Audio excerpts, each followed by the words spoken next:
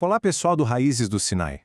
Hoje a gente vai muito além de só olhar para os rituais do dia da expiação. A ideia é desvendar uma verdade profunda, uma verdade que está ali, escondidinha, em palavras hebraicas muito antigas. Pois é, muita gente já ouviu falar dos rituais, da solenidade toda desse dia. Mas e se existisse um conceito muito mais fundo, uma ideia poderosa mesmo que está escondida bem nas palavras usadas para descrever esse dia? E para a gente entender isso de verdade, a gente precisa, destravar o significado de uma única palavra raiz hebraica. Uma palavra que, olha, pode mudar completamente a nossa perspectiva sobre perdão e redenção. Então vamos lá. Bom, a nossa jornada começa com a palavra hebraica para expiação, que é Kippur. Só que o segredo, a chave para entender Kippur, está na raiz dela, a palavra kafar.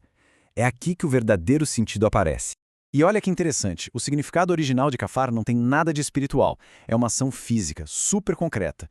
Pensa em selar alguma coisa, sabe? Cobrir uma rachadura para proteger o que está dentro. É literalmente uma ação de impermeabilizar. E sabe onde essa palavra aparece pela primeira vez na Bíblia? Não tem nada a ver com pecado, acreditem. Tem a ver com construção. É quando Deus manda Noé calafetar a arca. A palavra que ele usa é exatamente essa, kafar. Noé tinha que cobrir a arca com piche, que em hebraico é kofer. Olha aí a mesma raiz. Ou seja, a arca foi selada, foi protegida da água do dilúvio. Então aqui está o ponto central, a grande virada de chave. A primeira cobertura, a primeira expiação da Bíblia, foi um ato físico de proteção. Isso muda tudo, né? Nos dá uma lente nova para enxergar a expiação espiritual. Não é só apagar o pecado, é cobrir o pecado, nos selar contra as consequências dele, nos colocar debaixo da proteção divina. Faz todo sentido. Ok, agora vamos para outra parte bem interessante. Vamos separar o que é mito do que é realidade. Porque existe uma história bem famosa, super dramática sobre o dia da expiação, mas a pergunta é, será que ela se sustenta quando a gente olha para a Bíblia e para a história? A história é aquela, né?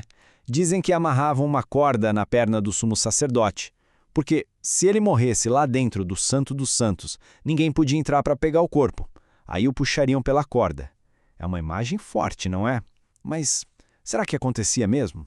Bom, para saber, a gente tem que ir para as fontes. E o que elas dizem? A Torá, lá em Levítico 16, descreve o ritual todinho em detalhes e nada de corda. A Mishnah, que é tipo um manual super detalhado das práticas da época do Segundo Templo, também não fala nada disso. Na verdade, a primeira vez que essa história aparece por escrito é bem depois, lá no século XIII, no Zohar, um texto central do misticismo judaico. Então, a conclusão é a seguinte. Por mais que a imagem da corda seja forte e até ensine sobre a santidade de Deus, ela é uma lenda que veio bem depois, não fazia parte do ritual que Deus ordenou.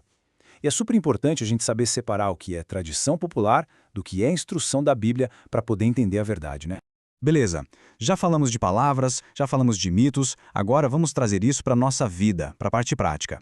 Porque a Bíblia ensina uma coisa muito clara. O perdão entre as pessoas funciona de um jeito bem diferente do perdão que vem de Deus. Olha só que distinção fundamental que a Mishnah faz. O ritual do dia da expiação, o Yom Kippur, ele cobre as transgressões entre a pessoa e Deus. Ok, mas e as ofensas cometidas contra outra pessoa? Aí a história é outra. O dia não perdoa nada, até que se peça desculpas diretamente ao ofendido e se repare o dano. O ritual sozinho não adianta. Isso nos leva a uma prática moderna bem comum. Aquela mensagem geral que a pessoa manda para a lista de contatos inteira, dizendo, se eu te ofendi, me perdoe. Essa abordagem foge totalmente do ponto. É um jeito de não encarar o erro de frente e, na verdade, vai na contramão do que a Bíblia ensina sobre reconciliação. Na lei bíblica não existe esse perdão genérico, não mesmo. O caminho para se reconciliar de verdade é bem mais sério e significativo. Primeiro passo, admitir a ofensa específica. Segundo, pedir perdão cara a cara. E terceiro, que é fundamental, reparar o dano. A Torá exige que não só se devolva o que foi tirado, mas que se acrescente uma quinta parte, ou seja, restitui 125%. Isso dá um peso e uma seriedade à ética bíblica. Bom, então, juntando todas essas peças, o que a gente aprende sobre o verdadeiro significado da expiação? A gente viu que a expiação, Kippur, começou com a ideia de cobrir para proteger o kafar. Aprendemos a importância de distinguir a verdade bíblica de lendas que vieram depois. por mais populares que sejam. E, o mais importante, entendemos que o perdão entre nós exige mais do que um ritual. Exige integridade, admissão de culpa e restituição ativa. E isso tudo deixa uma pergunta no ar para a gente pensar, né? Nos nossos relacionamentos, estamos buscando uma cobertura superficial com desculpas genéricas ou estamos praticando a verdadeira restituição que cura e restaura a confiança com integridade? Bom, pessoal, se essa nossa conversa ajudou a entender melhor as Escrituras, deixem seus comentários e se inscrevam no Raízes do Sinai para a gente continuar essa jornada de descobertas juntos. Que o Eterno abençoe a todos.